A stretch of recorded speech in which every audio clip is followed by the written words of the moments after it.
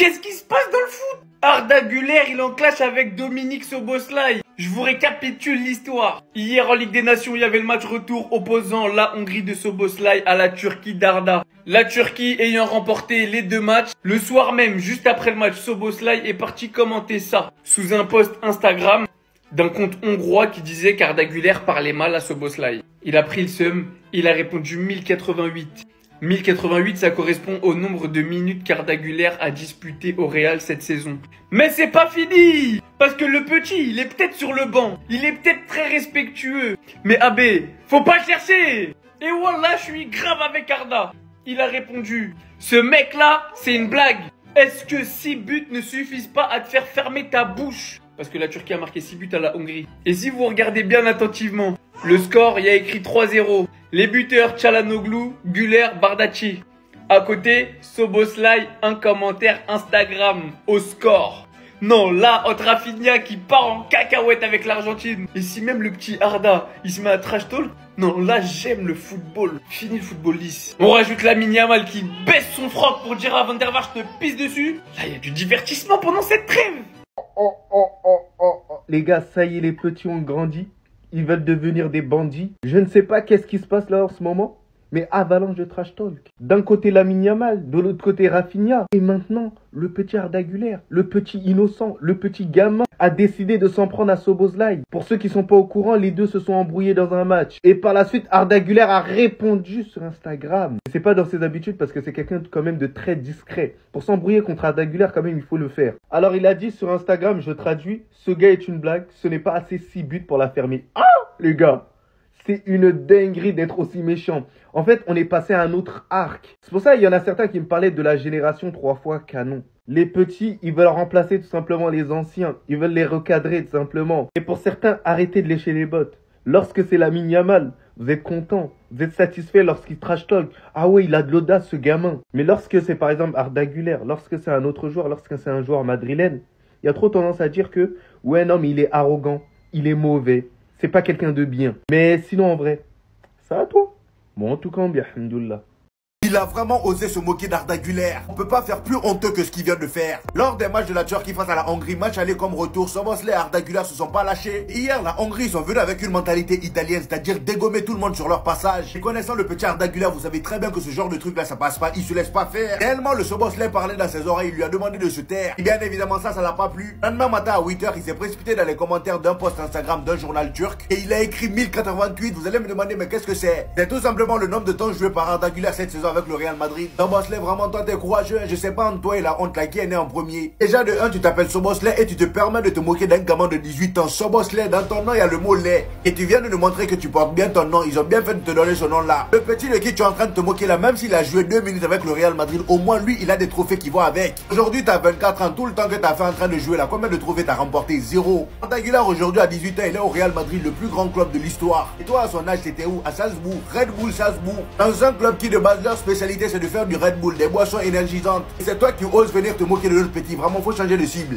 T'as bien vu comment les Turcs t'ont allumé. Parce que les amis, dites-vous que les Turcs l'ont pas laissé. Ils l'ont bien allumé dans les commentaires. Le gentil Arda Güler, c'est terminé. Il a répondu à Szoboszlai. Voilà la story qu'il a postée en montrant le score. Et voici ce qu'il a écrit. Ce mec est une blague. 6 buts, parce qu'il faut savoir qu'il y a eu 6 buts en tout, aller-retour, ne suffit pas à ce que ce mec se taise. En vous remettant dans le contexte rapidement, pour ceux qui sont pas au courant, il y a eu une petite altercation entre les deux sur le terrain, c'est pas la première fois. Szoboszlai a vraiment fait le gamin en répliquant sur l'un des postes hongrois, et il a écrit le nombre de minutes jouées par Arda Güler sur le poste, pour essayer de le blesser, de l'atteindre, de l'humilier. Mais hormis le fait que derrière ce poste, il l'a littéralement own, voilà, il l'a littéralement détruit, ça nous reflète un petit peu malheureusement aussi une part de vérité. Au vu de la réaction de Arda, on peut très clairement s'apercevoir qu'il est dégoûté de la situation, voilà, qu'il est atteint par ce qu'il reçoit par Szoboszlai. Et en tant que Turc, la situation me fait énormément de peine personnellement. Entre Arda Güler qui joue jamais et de l'autre côté Hendrik qui déclare aujourd'hui. Pour être honnête, ce qui passe souvent par la tête, c'est que j'ai peur de ne pas être à la Coupe du Monde 2026. Je suis inquiet parce que c'est mon rêve de participer à la Coupe du Monde. C'est même difficile d'en parler.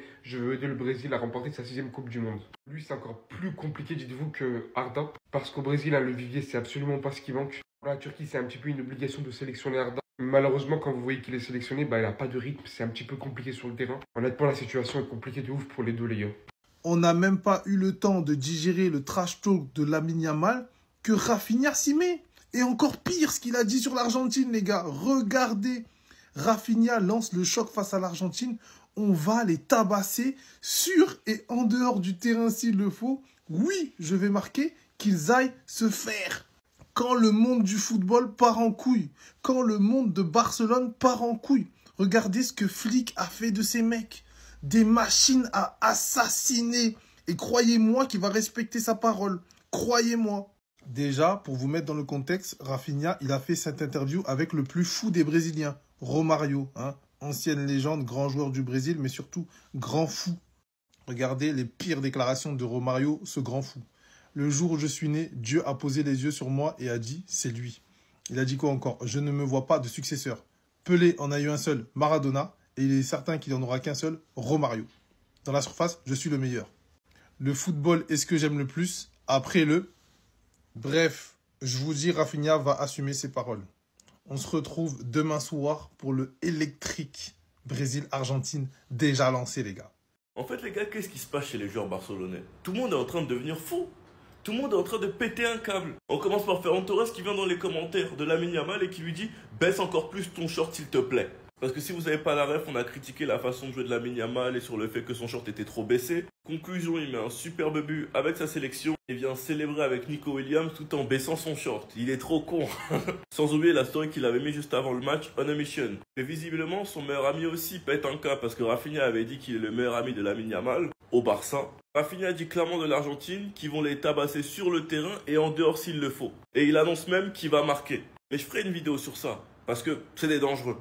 Donc faut te calmer s'il te plaît, c'est des dangereux. Ils sont méchants, ils peuvent blesser, c'est des méchants garçons. Et pour finir, t'as Pedri qui prévient la France pour la demi-finale de la Ligue des Nations. On n'a pas à avoir peur de la France, on est les champions en titre. Franchement les gars, la dalle de cette équipe cette saison, que ce soit avec leur club ou leur pays, ça promet pour la suite. Enfin bref, sinon vous les gars, vous en pensez quoi? Ramenez sur cette passée, on s'ennuie. En fait, je sais pas si les joueurs ils ont pété les plombs dans cette trêve internationale, mais il y a que des messages subliminaux. Il y a carrément Rafinha, il s'est cru dans Rap Contenders, le mec. Il a commencé à clasher, à insulter les Argentins. Oui, je vais marquer qu'ils aillent se faire foutre. Rafinha, t'as vu, on t'a donné du gaz. Franchement, tu fais une saison monstrueuse, y a rien à dire. Mais calme.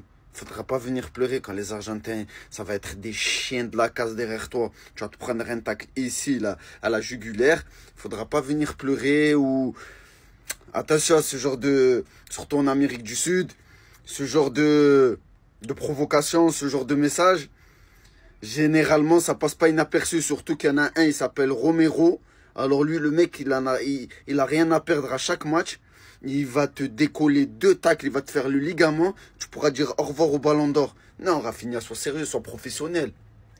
Dis que ça va être un bon match, qu'on va jouer dans les meilleures conditions, que ça soit fair play. On connaît déjà qu'on se levait à 2 h du matin pour regarder Brésil-Argentine, finale de Copa América. Il y avait toutes les minutes une faute. Il y avait soit Neymar par terre, soit Messi par terre. C'était laborieux. En plus, avec ce genre de déclaration, qu'est-ce que tu veux faire? En plus, il dit on va les tabasser sur et en dehors du terrain s'il faut. Les gars, je mets une pièce sur l'Argentine, même si j'aime pas l'Argentine particulièrement, mais ils vont les tuer. Rafinha, je t'aime bien, mais tes déclarations, je suis pas d'accord avec. Rafinha s'est lâché sur le match qui arrive face à l'Argentine. On va les tabasser, je te dis, sur et en dehors du terrain. Déjà là, ça m'énerve. Sur et en dehors du terrain. Mais bref, je vais marquer qu'ils aillent se faire 3 petits points, voilà. En fait, Rafinha, tu sais l'amour que j'ai pour le Brésil. C'est la nation qui me fait le plus plaisir, c'est l'équipe qui me fait le plus plaisir dans le football. C'est eux qui m'ont donné envie de jouer au football. Mais il y a un truc, je crois que tu as oublié avec les Argentins. C'est que eux, ils sont très méchants. Finale de Copa América, c'est la plus grosse boucherie que j'ai vue de mes yeux de toute ma vie sur un joueur de football. Il faut savoir que Neymar a pris ce genre de geste tout le match. Simplement en première mi-temps, le short de Neymar a fini comme ça. Comment un short peut finir comme ça? D'habitude, on attrape le maillot, là, c'est même ton short. Ils ont attrapé le callback. Ils ont littéralement attrapé son callback.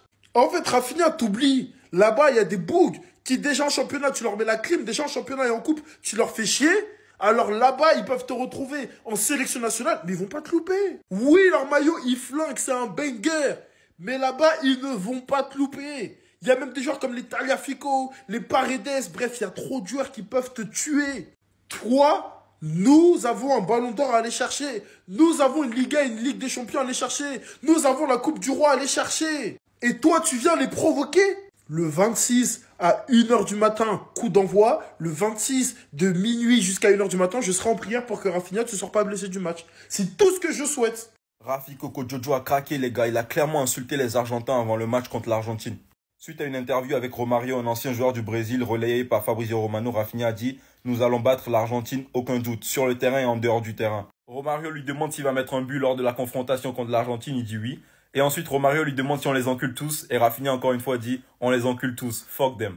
Non les gars, Rafi Coco Jojo est trop déterminé cette saison-là, il vient de lancer la guerre contre les Argentins. En tant que leader du Brésil, Rafi Coco Jojo vient d'envoyer un message fort à l'Argentine. Il veut les battre sur le terrain et en dehors du terrain. Je sais pas ça veut dire quoi, mais ça va être chaud.